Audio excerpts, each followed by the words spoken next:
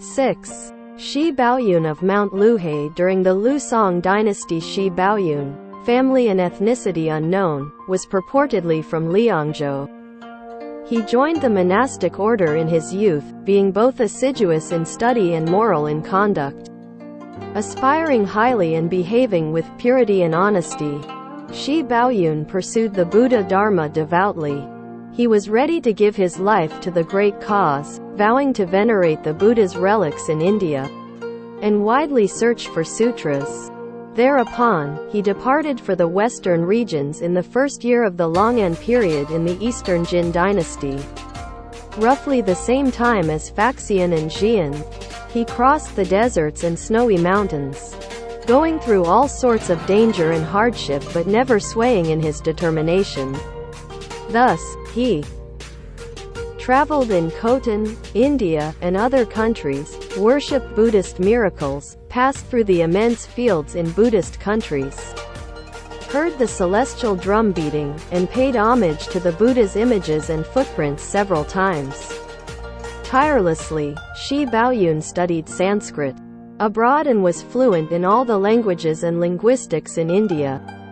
Later, he returned to Chang'an, learned meditation from Master Buddhabhadra, and advanced his cultivation. Soon, the latter was pushed out of the Guanzhong area by local monastics. His disciples were also blamed. So Shi Baoyun parted from his teacher. At that time, Wei Yuan of Mount Lu settled this issue, hence he went together with his teacher to Jiankong, the capital of Liu Song, and stayed in Daocheng Temple. The mass in the temple learned about Baoyun's aspiration and experiences of study and preaching in the West, admiring and respecting him very much. Shi Baoyun translated the Xin Wulangshao Jing, the New Sutra of Immeasurable Lives, and the other sutras translated at his time were mostly reviewed by him. He was proficient in both Chinese and Sanskrit, interpreting with accuracy and precision, thus the public trusted the versions he reviewed. Earlier, Zhu Fonian, a monk from Guanzhong, was good at translation, rendering and transmitting several sutras during the former Qin and later Qin dynasties. While in the Yangtze River area, no one could supersede Shi Baoyun in sutra translation. Therefore, monks who translated and preached Buddhist scriptures, such as monks like Huiguan, had close ties with Shi Baoyun.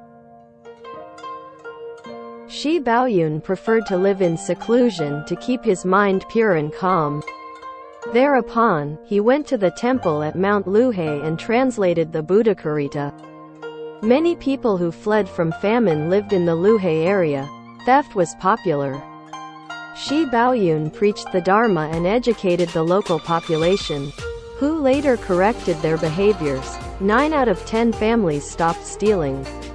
Later, Huiguan at Daocheng Temple fell ill and died. Shi Baoyun was invited to host the temple, so he had to move back to the capital. After 1 year at Daocheng Temple, he returned to the temple at Mount Luhe, and died there at the age of 74. His voyage in foreign countries was recorded in a separate travelogue.